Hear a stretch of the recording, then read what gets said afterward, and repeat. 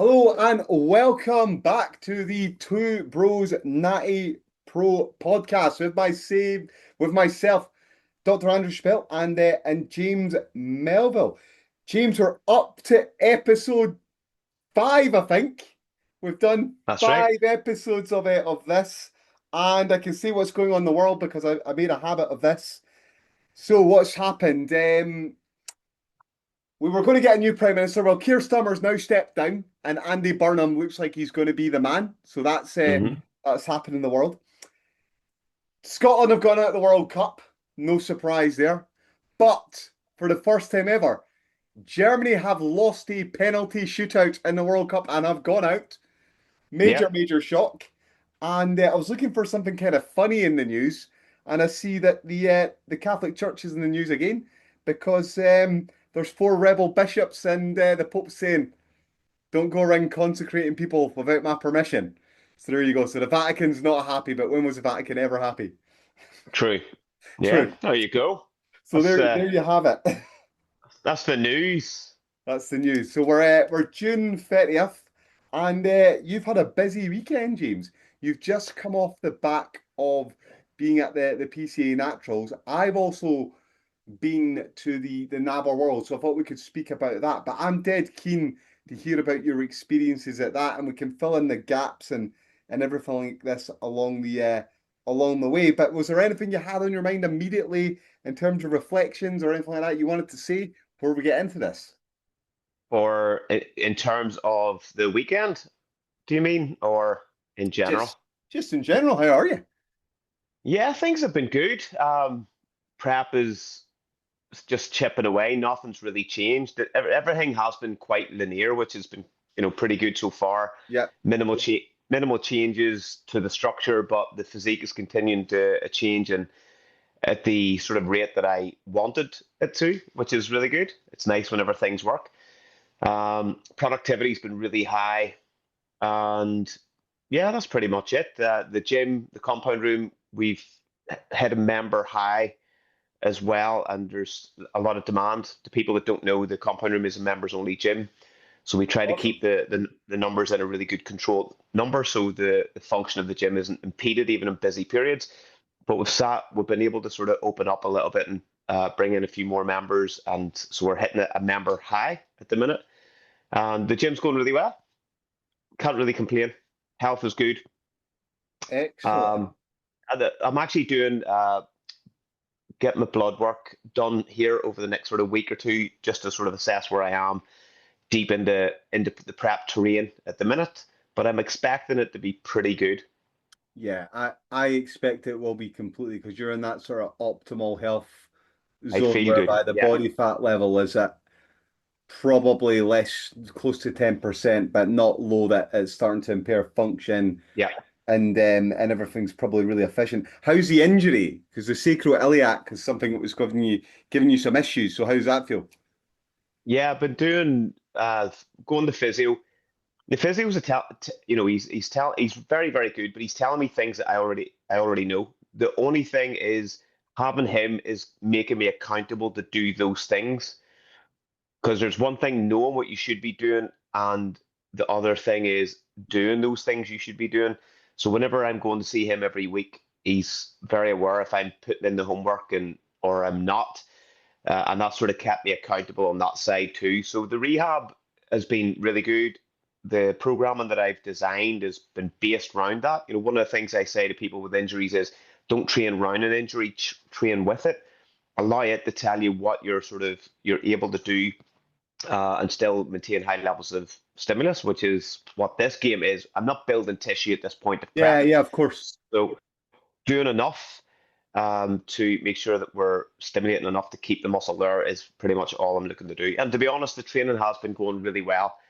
Couple of days, the odd time, a wee bit of a setback, but it's been managed very well so far through this prep. So I expect it to continue along the same vein. I'm not going to be breaking any records while I'm going through prep anyway in terms of training numbers, but the intensity's in a good spot, and the exercise variability is pretty much bang on. Happy days. That all Yeah. sounds really good. This could be a So good segue. I wasn't planning on talking about this, but I can show you some stuff on injuries if you'd be interested in that. yeah, let's We can go. we can we can pull some stuff up here on this. I think injuries is always an interesting conversation, and I very often bring this up with bodybuilders. And what I say to them is they get a niggle, they get an injury, like they hurt their knee, for example, doing a leg press or a squat or whatever it is, or a leg extension. They say it doesn't hurt when I deadlift though, so I don't do quads really that heavy, but I'll still do a deadlift where I'll do 200 kilograms through the knee joint. And I just look at them Hmm. like, right, okay. And then if you speak to like anyone that's a physiotherapist or works in sports therapy or works in high performance sport, and by I mean high performance sport, I mean professional sport, soccer, rugby, anything like that, they'd be horrified because they probably have you on crutches, feeling like Mm. you don't really do a great deal on this. But bodybuilding's a sport whereby we will still train at that high intensity despite the injury. So I think this context will be nice for you, and I'll show you this on here. We'll share the screen on this because I think this always works really well on this one. So here are just some general things on sports injuries, just on time frames. You can see here. I forget exactly where I took this from, but you can see, for example, like you get rotator cuff tear, 6 to 12 weeks, so 3 months. A meniscus, 4 to 8 weeks. That's another common one on there. Tennis elbow, 4 to 8 weeks. So you get about tendonitis. That's probably about right. It hangs around for 2 months. Disc herniations, 12 weeks, potentially longer. But this is the context that I wanted to sort of show you. So we've all had a cut on our arm. And we all appreciate that when we get a cut on our arm, that you get these different stages of the healing process. So firstly, you get the bleeding around the Yeah. area. So that happens immediately after the bleeding happens. You get the inflammation around the area. So your body cells sends specialist cells to that site from your immune system called macrophages, neutrophils, etc. And what they do is they start mopping up the damage which is around the area. And what I think a lot of people don't appreciate is that macrophages and neutrophils and things like that, they're dumb. So they will indiscriminately attack necrotic tissue and healthy tissue, which is why it's so important to get the inflammation under control as quickly as you can, because you Yeah. can cause damage to that healthy tissue. And then after that, you get this remodeling phase.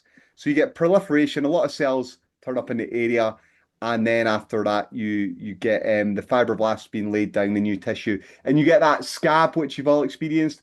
And then over time, that scab comes away, it smooths down, and then you get a bit of scarring, and you might have that scar for like a year and then it'll maybe disappear. Or in our case, James, it lasts a little bit longer. But this is also important context as well, is that people don't appreciate that these processes are happening simultaneously.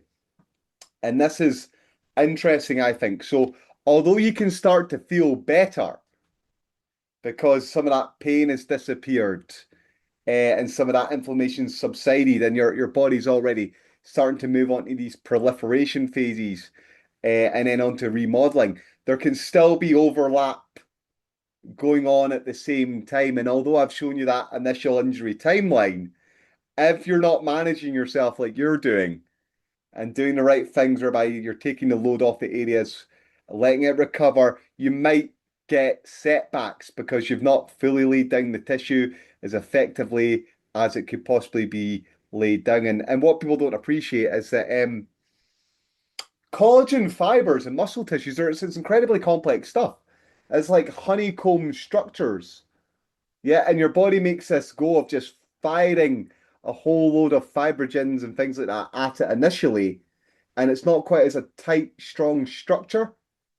And then over time, what happens is it replaces those structures with the remodeling. So it does like a patchwork. Like if you ask me to do DIY, James, putting like duct tape on the wall or something, and then a proper builder comes along and goes, "What the fuck have you done?" It's like, "Yeah, mate, it was just a patchwork job until you came here," and that's kind of what Yeah. your body does. So I think that's kind of interesting and sort of hopefully helps people understand how complicated sports injuries are. And I don't try and address injuries or rather diagnose injuries or anything like that at all, because I just know how complicated this stuff is and how easy it is for me to make a mistake. But I thought I've got something on this. I thought I'd just fire that in there. I Yeah. thought that'd be kind of nice. Yeah, I think with the with injuries, first of all, it's like anything else, the diagnosis is not the cure. The diagnosis is the first step Yeah, in knowing what direction to set. And particularly whenever, and I know a lot of bodybuilders, we push through injuries to yeah, get on yeah. stage. And I've unfortunately walked on stage with those injuries, which has Me impeded my too. ability to Me too. perform, and it's not fun.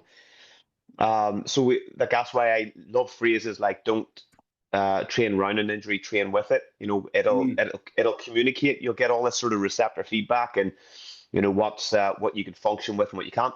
But ultimately, it's down to understanding the body, even mechanically, like how it's working. So, like if people know about the issue that I have is the SIJ or sacroiliac joint, yeah, and whenever they have like there's a little bit of pliability in this joint, so it's able to sort of just move in small degree of movements, which is essential.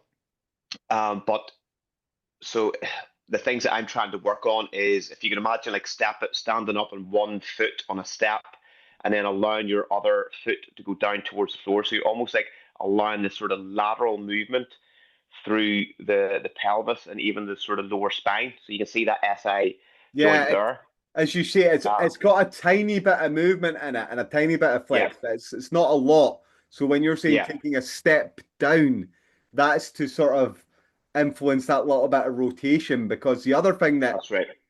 I didn't mention in any of that sort of stuff when I was talking about sports injuries is that you've kind of got this use it or lose it stuff. So if you get that injury and it seizes up, then you can end up in a position whereby you lose that range of motion for a very long time unless you do something about it, and maybe even Yeah. permanently. So that sounds like that's what you're doing.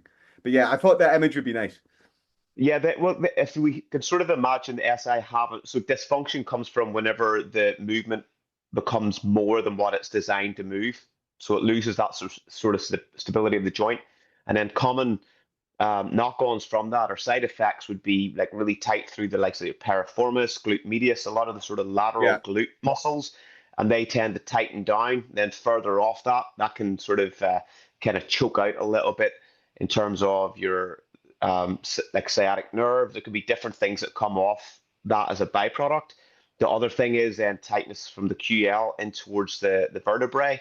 So you can end up getting sort of even referral into the spine. So I had this sort of collective um, zone of mm, dysfunction, but the nucleus was the sacroiliac joint, which a lot of times people would say like it's like medical professionals would say it's from a fall, like mm. coming down heavy on your pelvis. But there's I've come off cycle bikes and different things like that whenever I raced, but the first time I ever suffered with sacroiliac joint dysfunction, it was actually on a leg press and just allowed that sort of little bit of like butt wink as I went to the bottom of the Yeah, active range and felt this like it felt like a clunk, like yeah, something just went. like a pop or something. Yeah, and that was 2017, and I've had the injury has come back. It's been cyclical pretty much near enough every season. I'm experiencing some form of dysfunction. So now, like, I kind of know the beast. And once you know the nature of the beast, you know how to treat it, or at least tame it as much as possible. And that's kind of where I'm at too. So the other thing we could talk about then for offset that is, as I mentioned there, and in prep, both of us are in prep. Yeah. A lot of the research in terms of if you listen to Mike Israetel, Hmm. there's things that I don't really like. Somebody saying how much volume do you need per week to build a muscle, Yeah. and it's such like an open-ended question. Now he has like different ranges for like minimal Yeah. minimal volume, MV, maximal adaptive Yeah. volume, Yeah. etc., etc. Yeah. So what people need to understand is you need less volume to retain muscle than you Yes. do to build it. Yes. And there's logic in these words. It's not like I'm saying anything sort of off topic here. So whenever you kind of understand that, the quality of the work for me is more important than the amount of the work, Mm. particularly in areas that you have a little bit of mechanical confliction.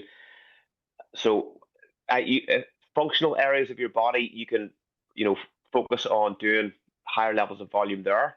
But certainly if you've got problematic areas where there is some dysfunction on some level, then I would just be sort of taking it down to, even if you want to align with that sort of minimal effective volume, like keep the volume down, select exercises which are non-aggravating, and you don't just assess that during the exercise, you also look at what was the reaction to that exercise over the next That's 24, 48 hour so period as well. important, yeah. So important Yeah, because you can feel fine, like just to use an example, you can feel fine doing a leg press at the time, but if your back's sore for 3 days after, yeah, then it wasn't worth it. I mean, just to give some more practical context on that one. So, and I think that's all good advice. You might say like I've got SI issues as well from doing deadlifts, when I was a young man, and these days, when I feel like I've done enough for that particular area or that particular muscle group, I can say, right, okay, that's enough for there, and I'll cut it short. And I'm fortunate hmm that, for example, like I've got very strong glutes, so I don't feel the need to do lots of abductor exercises and hip thrusts and things like that. I can probably get away without doing it. And just like for the last few 100%. weeks, for the last 8 weeks, I've had a bit of a knee niggle, but fortunately, I've got really strong quads. So most of my Yeah, workouts been around hamstrings and calves. So I've just done 3 to 5 sets of quadriceps and thought that'll do, just to stimulate on there. And that's about using yeah, my instinct and getting in and getting out without accumulating the fatigue and causing problems later down the line. Because I've done what you've done, trained through pain and stuff like that, and foolishly, like my back was ruined for years because I did strongman, I did powerlifting. It's very machismo, and I just took painkillers and just trained through the pain, and it was dumb. I should have done yeah, it, but I was a young guy, and I just thought, right, this is what you do, right, hardcore, and I don't know. I think I had that Rocky Balboa mindset. Yeah, yeah. you know the one. You know the one. Just like Oh yeah, if you're not suffering, and like adversity is good, but there's the right kind of pain. yeah, for sure. Like it's the same sort of debate that people have over. I actually remember a guy who was a manager of Pure Gym at one point, and then he ended up working in the gym that I was working in. This is going back maybe about 13, 14 years ago, and he argued with me. Mm. He said he tried to say you can build. So there's people who probably will still have this side. You can't build muscle with cable machines, is what he said, which was really, really Well, of course such you a can, stupid, right? But like, yeah, such a stupid statement. And I was like going, right, do you understand about sort of motor unit recruitment? And I'm like, we don't need to delve too deep into the science to understand yeah, that that is yeah, such a stupid statement to make. yeah, yeah. Um, Now the other It's a side of black that, and white statement. That's what that is. yeah. It's like there's if So you've got like the dimmer switch, how much muscle can you build with a cable is a better approximation rather than you can't do it. Right. without a doubt, Yeah. he came across it like it was an absolute. You cannot build muscle with cables. And I was like, so do you train with cables? He goes, yeah, I would finish off with them. And I went, well, why It's would you what you finish do off with it. them? And he goes, oh, it's just more for the pump, and I like how it feels. I went, you're not even making sense to yourself. But anyway, so the other side of that, and you see, so I'm in the later stages of my bodybuilding career, for want of better words, but um, once upon a time, all I had access to was a barbell and dumbbells, and that's where the compound room was Yeah, born in a yeah, in a garage. And so like it was rows and squats and presses and just anything you could do with the barbell is what I did.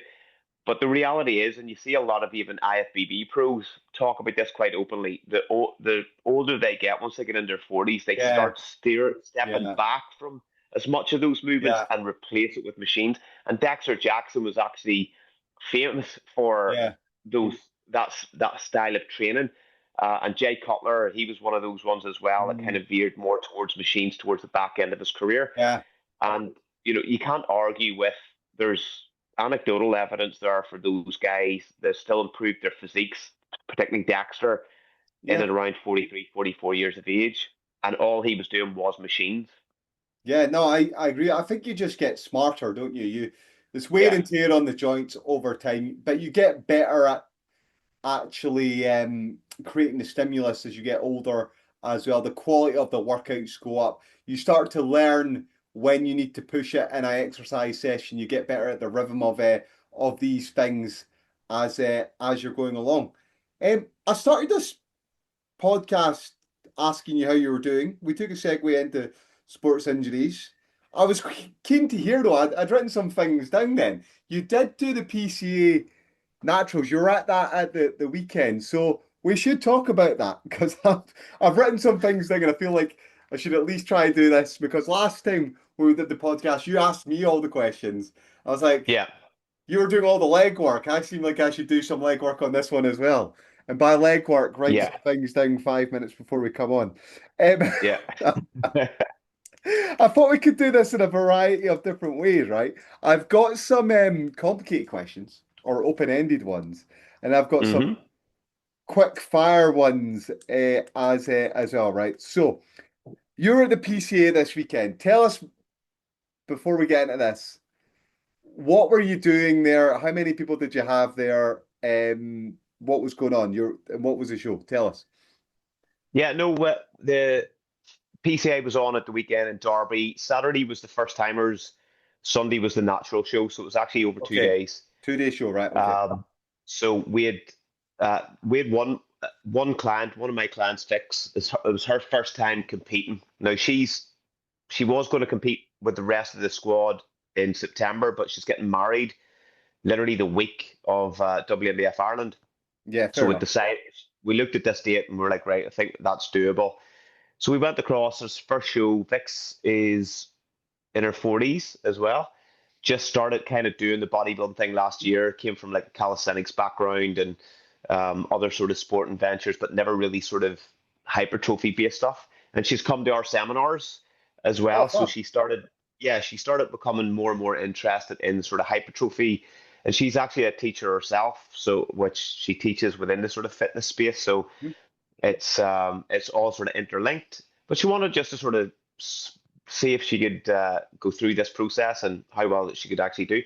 So we actually had her. She flew across on Friday. We flew across on Friday.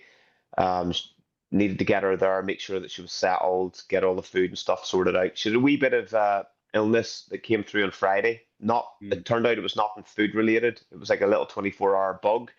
So we had went through like I had about 7 or 8 days where I was actually just gradually linear loading her, and then the Friday just things stopped working.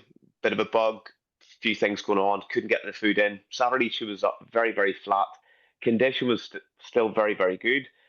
Um, and that was in the untested part of the first Mhm. timers, and then the Saturday we were able to get some food in.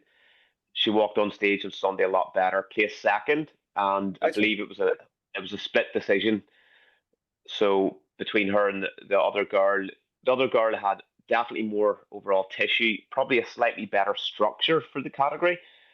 But Vix was more conditioned, top to bottom, front to back, and for me, probably took the sort of side poses, and maybe one or two, probably one of the poses from the front at least. So they were trading strengths off for each other. But ultimately, she had a fantastic experience, and more importantly, performed really well on stage Nice one. as well. And you could Good. see, which that was something that we were worried about. But Idel did all her posing with her, Hmm. and she came on looked like she'd been on stage, 10, 15 times before.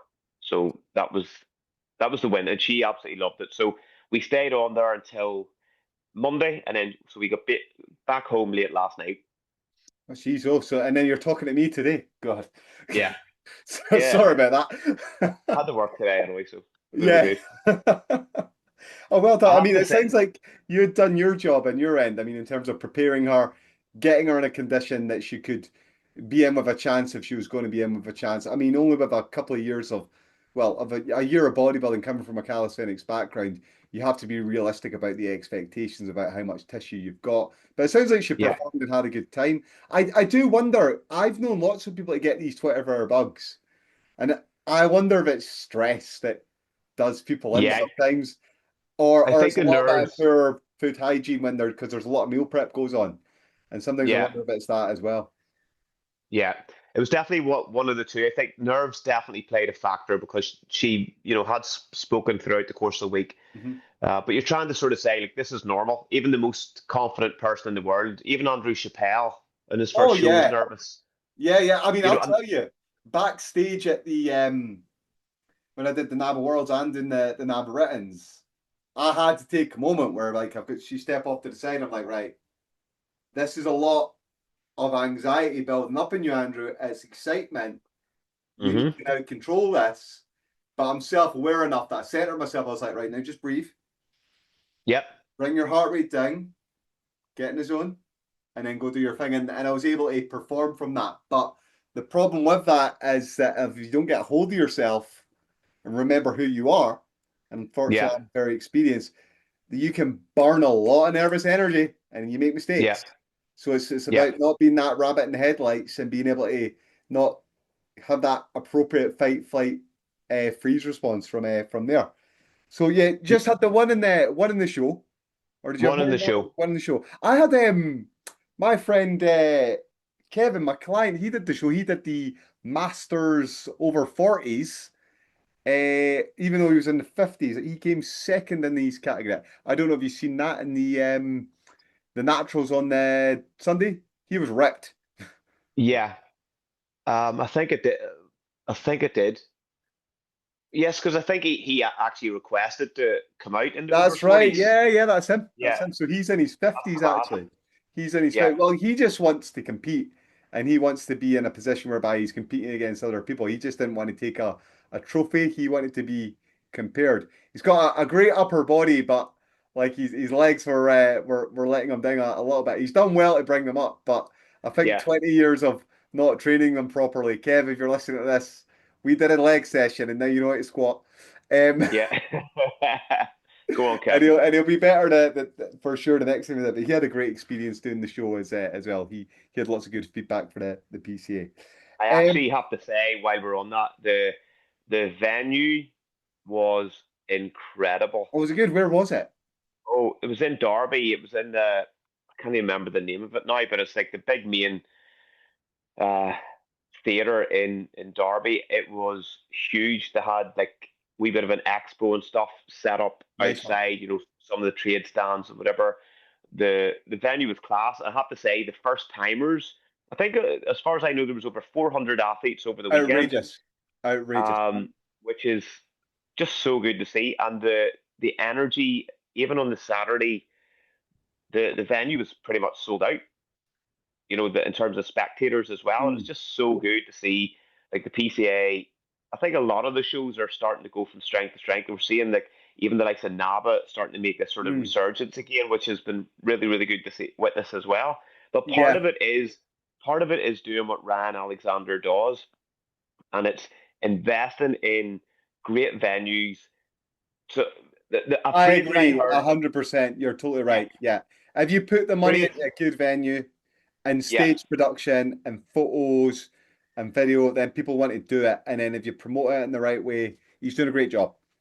One of the phrases I heard And a few years back in business is you can only compete at the level you invest at. oh, that's good. Yeah. And I love that mindset because I heard this, I was pondering purchasing another 3 or 4 pieces for the compound room at the time, pieces of kit, which was going to be another 25, 25K. And I'd already spent a good lot of money during that sort of 12-month calendar James, year. you should just do what lots of gyms do and just sell steroids on the side, right? I'm gonna have to. It's like, fucking hell, Gonna have 25 to. grand. You Fucking can't do it in honesty. So, but it right, was. okay, so I go on. heard. I heard that phrase, and I was like, Yeah, going, just do it. And those pieces, uh, to be honest, because we don't really advertise the business, they did bring in more clientele, yeah, more people where we want to. I want to join there because of the pieces that you're yeah. investing in. So the investment eventually does pay off. You have to believe in it because otherwise you'll never commit to just throwing the money down and going, right, this is what I need to do. But we see that as a prime example in these business models. Like Yeah. I'm looking at Ryan Alexander and the PCA, and you're seeing the amount of staff that they have working. The judges are all, they get some money. You get a few quid in the pocket. The They have stage crew that are setting up the Yeah. staging. they're paying for all this here stuff, but he's investing in it, and it becomes this sort of well-oiled machine. And then all of a sudden, you've got 400 plus athletes over the weekend that are there to spend their money as well. You know, they're entering categories, but Yeah. they're buying merchandise and whatever else. And it's just so good to see that it's going from strength to strength. And he's reinvesting the money back into the Mm. federation, giving really good prize money to the pros, which is class. No, I love to see it. I love to see it. And I think I would like to do a show next year promoting R1. So, but Mm, that's something to think about and how I'm going to do that and what it's going to be because I don't want to do a conventional bodybuilding show. yeah, I kind of want to package something which is done and dusted in 90 minutes to 2 hours and then that's it. But I need to work out the feasibility of that. But your example of investing in the business and being able to compete at the level that you invest at is so good because it sort of reminds me of these other sayings that people talk about in business, which is that the money always needs to be doing something. So you need to be spending that money and reinvesting it back because that then pushes you on to do more with it. And yeah, so sometimes I'm better at that than other times. yeah, I, yeah. if I'm being honest, but if I'm going to promote a show, that'll force me to push up because Oh, that'll cost money. You're talking probably mm, a 10 grand investment at least yeah. to put that together. But and the plan is not to lose money. Anyway, so you're at the PCA, so you're at that, right? So here's a question I had immediately off the bat, which I thought was kind of interesting, or at least I do.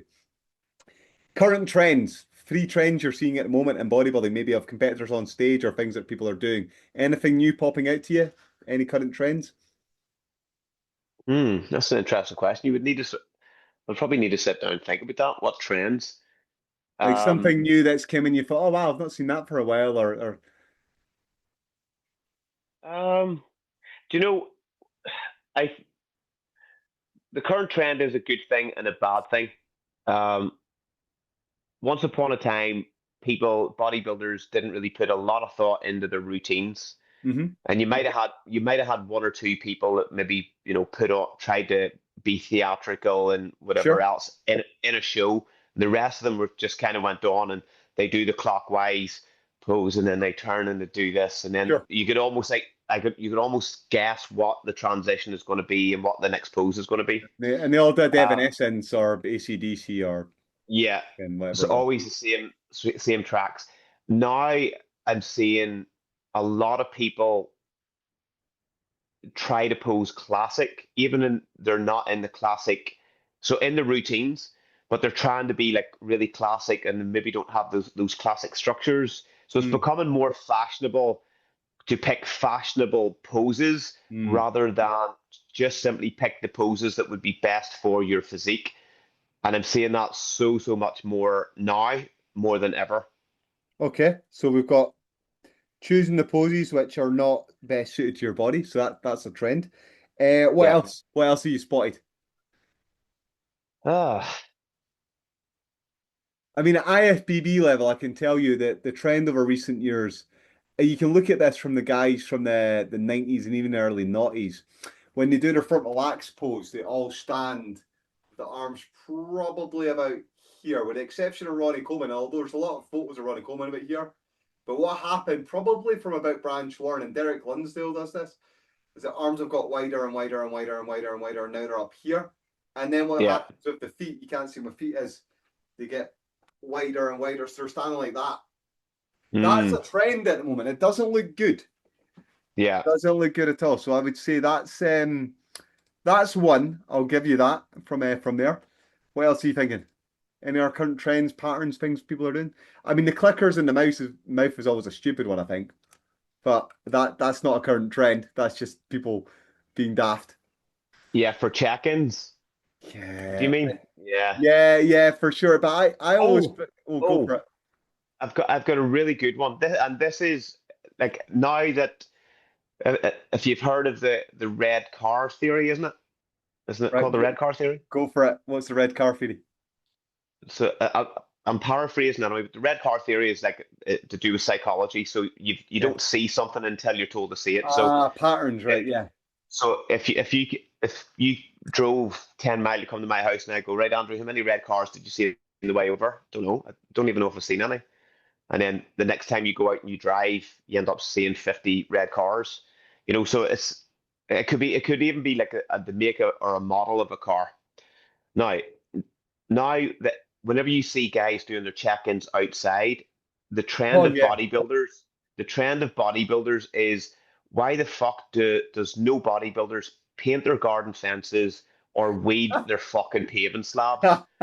The dirty tramps. Every Yeah. single one of them. Anytime you see this, I guarantee there's weeds growing up. The paving slabs need power hosed, and their fences always need painted. They're like rotten from the inside out. Spending too much time on vanity rather than do some work in your fucking house. Do you know what? See any photos that I send you? I send you some of them from like the studio and stuff like that, and they're great and they're polished and stuff like that. Sometimes I'll just send them from fucking like if I've not had time from my bedroom and I'll make the bed and everything like at the very least. But those Yeah, ones I don't put online. See, you've always put in yeah, something online. It's always the good quality studio stuff, which is tidy. You're right. oh Sometimes you yeah, see check-in photos, you're like, what are you doing, mate? Like, yeah. fucking tidy your room at least. You just see this because you had sent that through the other week there, and you forgot to tidy away the gimp mask. Do you remember? Yeah, yeah, of course. Right, I've got this example here. You'll like this, right? You'll like this. Here you go. This is for example, if you go what I was talking about with the posing. Derek Lumsford, look at that. Like, what's he doing? Look at how he Yeah, it's not. stands. It's terrible. Yeah. So you've got Mm. this here. In fact, here's somebody remarking about it as well. But then on the left-hand side here, I mean, like, here's Dorian Yates. Like, look at the Yeah, difference. but he's Dorian Yates. But I can Like, show you like here's another one. That's Ronnie Na Coleman. Nasser was incredible. Like, yeah, they all posed reasonably similar back then. I think back in the 90s. Yeah. So there's definitely a trend there. I think, but Derek's definitely one of the only ones that does that. He's got really wide feet, and we understand why. Like, he doesn't have the biggest sweep, but he's got quite overdeveloped adductors. So he knows that he can still close off the thigh gap by taking his feet like about a foot and a half apart, which it still doesn't look good. Mm. But Um, on trend, I see guys in my gym doing it. For mm, those that see them, I'm like, what are you doing? It's just like yeah, it doesn't look good. It doesn't look good. So we're seeing that the lack of fence painting.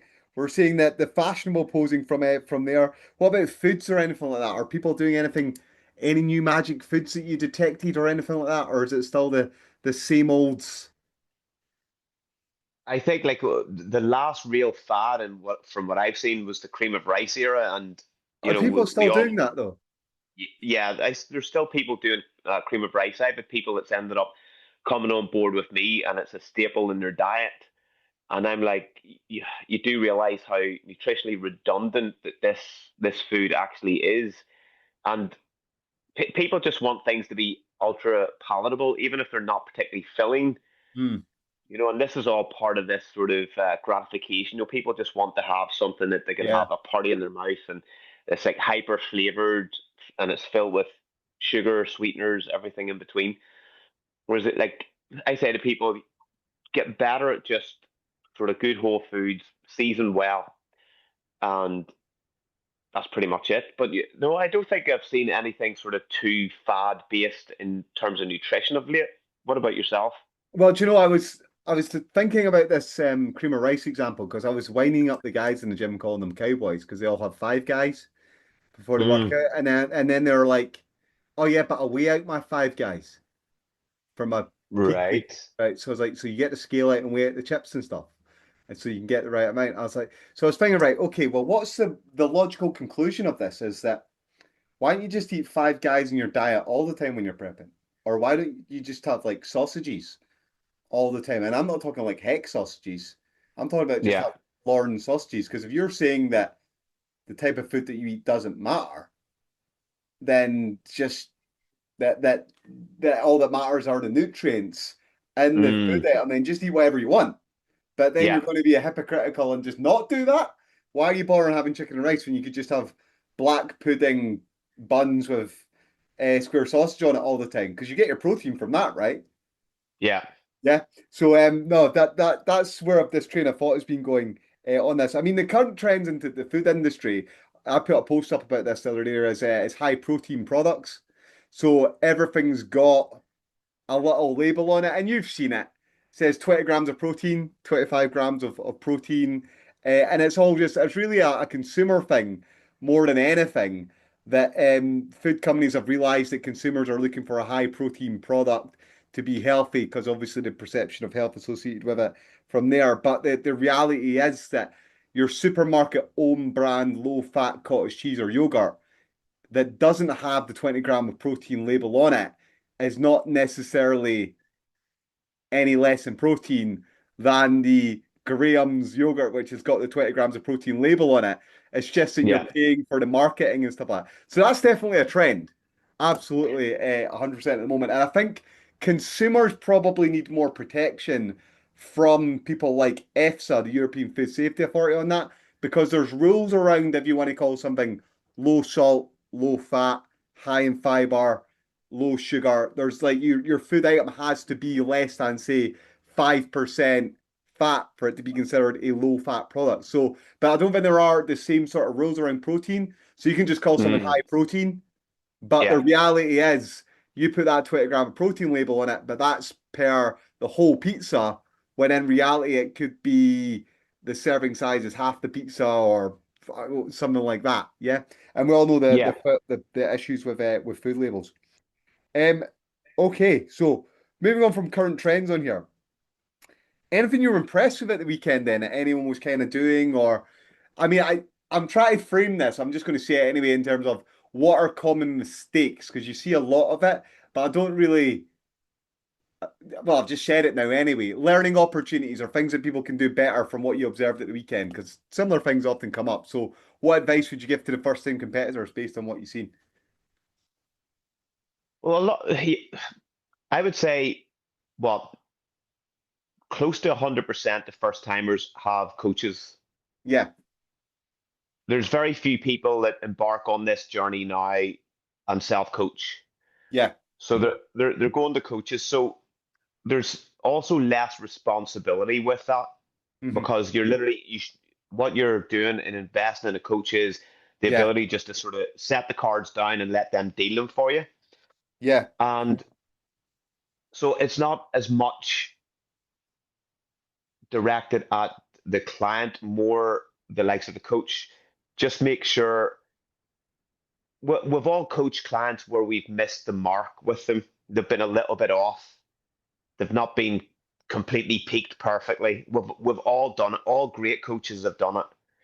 But whenever you have a client that's still, 12 to 20 pounds above what their stage weight should be, yeah, I think and I understand people saying about but that you don't know that athlete's the background, and maybe journey and all that. Yeah, yeah, they just wanted to tick a box, and I was like going, but why not just wait for another, 4 months to tick the box, do a later show, yeah, get more time, make sure that I think as a coach, it's our job to make sure that those people are having as safe as possible and healthy as possible journey to the stage, yeah, yeah, but also put them in a position where they can really sincerely enjoy the process of being on stage and presenting their physique. And you don't need to be Mr. Olympia level to walk on stage and have a great time. But if you're yeah, at least conditioned, like Vix that I coached, we know that there's a long-term project there for her to, to yeah, become yeah, better. yeah, for But sure. in terms of her condition, and definitely been able to sort of load her a little bit more on Sunday, we were both exceptionally happy with the look because that condition with a bit more muscle in a year's time would be a very, very highly Yeah, competitive for physique. sure. What I'm getting from this undertone of all this, James, is that you're a little bit embarrassed for the competitor on that stage because you're thinking that competitor probably shouldn't have been put in that position to Yeah, do that show because at the end of the day, I know it's your journey and you don't know the context, so it's still a bodybuilding show. Yeah. Still a bodybuilding show. And as hardcore as bodybuilding fans are and everything like that, and accepting as we are, sometimes we're like, no, that's not what we want to see here. Because we're muscle show It's fans. So yeah, don't take the piss. it's for me it's too much. There has to be like I'm not saying that every female needs to be sub Yeah, 8% body fat. sure. Um, but if a female's still there in the mid to high teens body fat, it's probably not going to be a great look. Like I'm talking high, yeah, definitely high teens, maybe even embarking on 20% body Yeah, fat you're and just walking like on in the stage. sauna. You would just see them at the Yeah. swimming pool. But the thing is, I said, Dave, and it's not me being critical of that of the athlete, but I'm like going, if they have a coach, then the coach needs to say, look, could we maybe put this back? Could we kick the can down Yeah. the road and maybe do a show in September? I think we'll both be more happy. We can collect more data. We can, whatever it is. The stage will always wait. It'll always be there for you to set that back and bring something to the stage that you feel is a really good starting point for you. Do you know? So for me, that was probably the main thing that I seen, and I've seen it at some of the shows this season already. Do you know? I emceed the NABBA Northwest, and they did a transformation class, right? And it was amazing, James. It was Mm, actually amazing. They did it really well. They put up a real 60 seconds or 90 seconds, whatever it was, played it for the audience. The person came out, did a little flex, stood at the side of the stage, and then that was it. And then another 9 people came out, men, and then they did the same for the female. And these people had lost like 5 stone, come back from addiction, like fought cancer. And it, it was what it was. It was a transformation class, and everybody accepted that these people are not necessarily going to be top end bodybuilders. So they're yeah. going to be, some of them are going to have that 20% body fat, but they put the work in. It was genuinely inspiring. I was like, and the thing was, and it's cliche, we had to pick a winner, but they were all winners. Yeah. I was inspired. It was amazing. So when it sounds to me that with that example that you're giving, there was maybe a better show for that person to do, a better place for them to showcase their hard work. Because like you got to take this stuff seriously because we're still bodybuilder. It's still a bodybuilding Well, show at the end of the day. if you sort of think it like this, female bodybuilding in particular is expensive. Yeah, A cheap competitive bikini suit, 300 quid probably. yeah, A really really good one, 500, 600, maybe up towards 700. Then the shoes, then your yeah. tan, hair, makeup, jewelry, all the bling, Hmm. your entry to the show, membership, the travel. So just even for that day or that Plus weekend, a grand, easy. way over a grand. Way over a grand. You're probably talking 15, 1600 quid, and you're gonna walk on stage at 20% body fat. And I think for me, it's like the stage might be the right place for you. I'd actually give feedback to a girl. I wasn't even judging a show. It was a couple of years back, and she'd come up and she knew that I had judged other shows, and she'd asked me what I thought. And I actually said, "Can I be completely honest? You have an incredible structure, and you actually have loads of potential in the sport, but your condition is so far off." Now, if you came back and I gave her a number, 'cause sometimes that's all somebody needs, is look, if you pull off 10, 11 kilo off that frame and hold on to the muscle that you have, that would be a really good look. But that's going to, for you to make that, that's another 10, 12 weeks of dieting. So that gives you the time frame then Yeah, as to yeah, actually, how long it took you to get ready for that show. You need to pack on another 8 to 10 weeks before that. So you have that time to walk on stage at the right composition.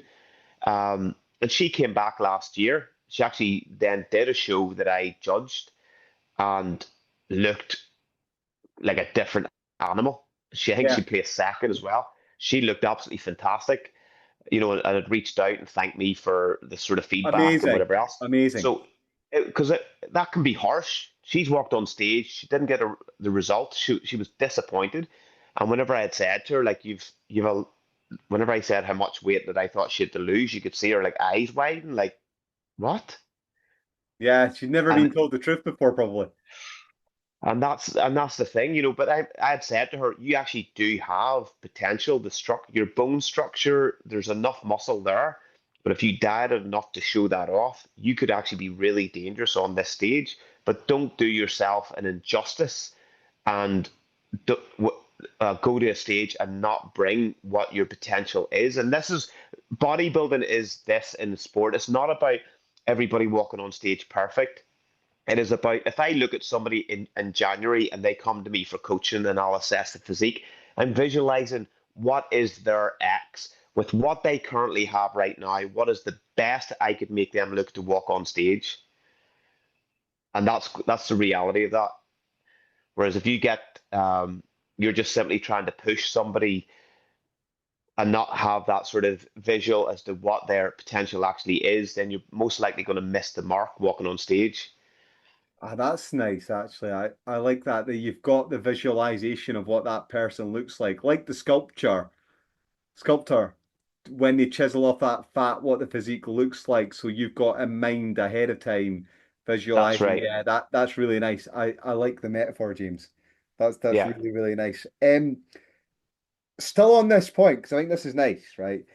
The other thing you're saying about this underlying embarrassment that you're probably detecting, or I was detecting, is I think there's a lot of, we're seeing first timers, right? I think there's a lot of what I would describe as exploitative coaching. So you're saying Mm. £1,500 invested in something. So I spotted this, and I mean you've probably seen this as well. Coaches which will put people in for shows, but they'll not put them in for other shows because it's good for the coach's reputation. But if they do those shows, despite the fact that other shows would be better suited for that particular individual. Like this year, I had a friend of mine's natural athlete did all these shows. I was like, why didn't you do any of the natural shows? We're like, we didn't really know about them. Right. Mm. So you've got that going on for a start. I was like, why don't you do the shows which were on your doorstep? Obviously, because my coach said to go and do these ones. I was like, but they're like, you had to stay in a hotel, stay Yeah. overnight, go somewhere, travel, get your tan. But if you'd done these ones which are local to you, then you like you could stay in your own bed, not at the Yeah. expense, going to get your tan. And I see this happening all the time. Like I really, really do. And I'm like, what's going on? Well, I know what's going on there. It's the Yeah. coach treating someone like a piece of meat rather than actually treating them with respect and like an athlete. And again, I had a conversation with a guy this week who wanted me to help him with posing coaching, and I'm going to help him do it, right? And it's like, oh, I want to do natural shows, and I was like, well, you could do this one, this one, this one, and this one. He's like, oh, I didn't know about them. I'm like, Mm. well, how do you not know about them? Why Yeah. don't you know about them, right? Because I'm like, look, it's my job. I can just these are the options. You pick the ones you want to do, but these are the ones you could do, and there's pros and Yeah. cons to these little ones. And so that's a thing to sort of just throw up into the ether. But the other thing is that thing you said about responsibility and the responsibility being pushed onto the coach a little bit from the athlete. So the athlete doesn't know that they're not in shape, like you're saying. They don't know that these other shows exist. But my friend Kevin, who competed at the PCA, he was saying that it was just run differently from the WNBF show that he had done previously as well, in terms of the admin and the information that's put out there and everything like that. And I had to sort of tell him, I was like, look, you've come from like a professional sports background, like tennis. Yeah. Like, very, very different. Don't expect every organization to be run exactly smoothly the same way. Don't expect all the information to be delivered in exactly the same way. And in some cases, you're going to have to go out and seek the information. And actually, you need to take responsibility for yourself for this, because just another example, some shows have got people backstage, which will be going around with clipboards telling you which classes are on and which classes are not on. And they'll have running orders posted up, and it'll be very efficient, and they'll be running orders on Instagram and stuff like that, and others don't. Yeah. And it's on you to know when to go and get your glaze, because you're dealing with a different tanning company. From the last one, they'll tell you to do the base coat differently. Someone will say nothing about that. Someone will be cash only, and you're turned up, and you're like, how do I pay for it? Like, it's not always the same thing. And if you're coming from like a professional background like him, he's a banker working in the Yeah. city. He's like got his Mm, expectations here. So again, another client, I've got a young guy, he's 19, and I'm like, look, Reese, like this is how it is. You need to go and check this out, have a look. When you book your hotel room and stuff like that, that's on you, buddy. But I would book it as quick as you can because it might get booked up. Like you can't leave these things to lie. So the athlete needs to take some responsibility as well as I guess as what I'm saying. But I always try and get my guys to think on their feet as much as possible and give them the tools so they can manage themselves so that if any situations arise that they know what they can do rather than they have to be quickly on the phone to phone me about something. Because like I've given yeah, you the information, so you've got the tools. Um, yeah. I don't know if there was a question in there, James, or I was just sort of maybe making a comment on anything. Or is that jive with your experience? Yeah, I think that's it. One of the things you said about exploitation in coaching. Yeah, Um, so what we've seen historically is, and there's like an insecurity, I think, with particularly newer coaches or less experienced yeah, coaches, mhm, or coaches that are hungry, meaning they don't have enough clients on their books so far. And there's always a desperation in the hungry lion. Do you know what I mean? Like you can see in how it moves and the its actions based on that sensation. So it's the same whenever I see people, they're they want their clients to do photo shoots because they know, and they know that if they get them to the photo shoot and they look good, then there's promotion, which is great for their social media. But yeah, most of the time, the main drive and reason why a PT in the early stages with a client will say about why don't we do a photo shoot is he knows or she knows that they will have that client at least locked in for that period of time until yeah, the photo shoot. yeah, And the same thing happens whenever coaches are making clients compete in bodybuilding before they're ready yeah, because they're like going, right, well, if I convince them I think you should compete, and there's shows in September and it's a January, then you know that you're going to have 9 months of at least coaching that client. yeah, yeah, So getting them fish hooked, reeled in is going to maintain at least some client retention through that phase. Because the people become like the clients become dependent on the coach for that guidance because they know what the end product is going to be vulnerable. They're going to walk on stage. So I need that guidance. Whereas if they're just a general gym user and they're not signed up to do a photo shoot, they're not signed up to do a a show, they are flight risks. So that coach or PT could end up losing that client in 2 weeks, never mind 9 months. I 100% agree with that. Yeah, you're totally you're totally Yeah. right. I see. Yeah, there was this mini cut craze going around for a long time. I was like, you realize that when you cut, you don't build. So Yeah. just putting in a mini cut just for the sake of doing a cut, all you're doing is that's just a client retention strategy for sure. I mean that there are there is value in doing one if someone is going to do a bodybuilding show and they've never done a cut before. There's a learning Yeah. curve there, right? And there's value in that. Yeah. But just doing it for the sake of doing it and lying to someone about it's the same with like bulking phases and things like this. It's like it's a lock-in technique. And if people were more honest, it'd be like you don't really you shouldn't really be doing bulking because of all the things we've discussed in the past. What we Yeah. really need to be doing is try to refine your physique and make it better with the show in mind and in 12 months' time or whenever it's going to be. But if there's a clearly defined bulking phase and then cutting phase and then gaining phase, I mean, then yeah, they're getting locked in from there. Let's do a quick fire, James, right? Let's go. Right. Five things you would take with you to your bodybuilding show, which five essentials that are in your gym bag or travel bag, which are useful. Go.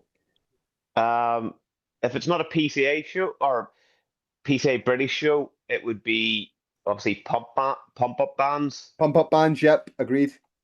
for us because I self Idel and me self tan, so it would be obviously the tanning stuff, the tanning pack, which includes obviously the glaze. Yep, Um, an obvious thing would be bring your trunks because it's yep, a bring your trunks. lot less embarrassing walking on stage if you have them. Maybe And for you. Did you Um, see my Marvin Gaye routine? Mate, I still can't get over it that you did that on a NABBA show. It was silence. They're I like, have no I have no doubt. You know what I mean? It was very provocative. right. So we've got the posing It trunks. wasn't a it wasn't a dry seat in the house. We've got the tanning pack. You've got the rubber bands. Anything else? um, just obviously your show day food and all. I would always say like show day food's an obvious thing. So what I will say is Or maybe the um, question is life hacks that just make it easier for you. bring in extras. Um, have whatever device or piece of paper that you've kind of written down the need to do's at what time. So that like literally starts from registration, making sure that you know the registration roughly whenever you're going to be walking on stage, um, your meal timing, so you have access to all those metrics and scheduling right up through until you're off the stage. And then always bring in extras. So, extra water is always key. People maybe, light foods, sort of like Yeah. maybe sort of could be extra grapes, rice cakes, bit extra honey, bring a bit of extra uh, like rock salt or like sodium, Yeah. something there just in case that's something that you need visually at that moment. Um, yeah, I think that's pretty much it. Okay, I'll give you some different ones, right? Just so we can keep it interesting. Right. Travel scales, wind up scales. I bought a Mm, set of travel scales from Lakeland. I think about 20 years ago. They're one of the best investments I've ever made because if you're traveling to and from shows and you're bringing your own kitchen scales to weigh things out to prep foods, people who've done this will tell you and they will know that the batteries always die. yeah. Batteries always die. So you're buying packs of replacement batteries, CR2032s, you know the ones. Oh yeah. You're buying them all the time. And it's not that the expense of having to buy them isn't an issue, but having to get replacement batteries and the stress of it. Just get yourself a set of wee dynamo scales that wind. Mine's cost me 20 quid, which is expensive for a little set of scales. Well, it is for a Mm, Scotsman, right? oh yeah. The best investment ever made, right? That's an easy one. Right. Always bring with you a towel or a rag just so you can dry your hands from glazing and things like that. That's always very, very useful. The pen and paper is a great one. I'm old school, right? If it's just written down on a pen and paper, so I don't have to check my phone or anything like that. But you're writing down, really, really easy to just follow your dietary plan on there. Some wet wipes, that's useful as well. And I would say take with you some fairy liquid and a wee sponge. You know those little green sponges with a Brillo pad on it and the yellow end costs you like for a pack of 10, 59p or something like that. And even the fairy liquid, you could get it in a wee travel plastic thing, you know, the type to sell it pre-marked. When you go stay in an Airbnb or a hotel or something like that, and you've got all your Tupperware tubs or anything like that, or maybe you've got Ziploc bags you put your stuff in or cutlery, it's amazing how handy it is just to have something like that, just to be able to wash the dishes just after that. So those are like kind of little easy travel things that I've found in the years which are helpful. And there's loads of other little travel hacks good like that. Like a potato peeler. You just go to a Mm, place, you're like, I've not got a potato peeler. I need to go and buy one. yeah. Or like a sharp knife. Like I've been in, I don't know how many Airbnbs or hotels, and you go to get like some cutlery, and you're like, there's a butter knife, and that's it. Yeah. Like, Yeah. yeah, and a spoon and a drawer. And I'm like, I'm not always booking shit places either, right? You're like, Exactly. you are definitely doing that, Andy. Yeah. You're a cheapskate. Right. I suppose I had some more questions here, but we've done over an hour. Mainly Yeah. because of a faux pas by me not turning on the sound. Do you know what? No, let's wrap it up there. Let's wrap it up there. I'll say this before I go, James. I watched a movie that you recommended the other day there, and I can't believe it's taken me so long to watch it. What was it? Extraction. Oh, Holy shit, man. Fucking what is going on with that? I went out and bought So the good. watch that he wears in it as well. I've got that Yeah. shop. I was like, this is so cool.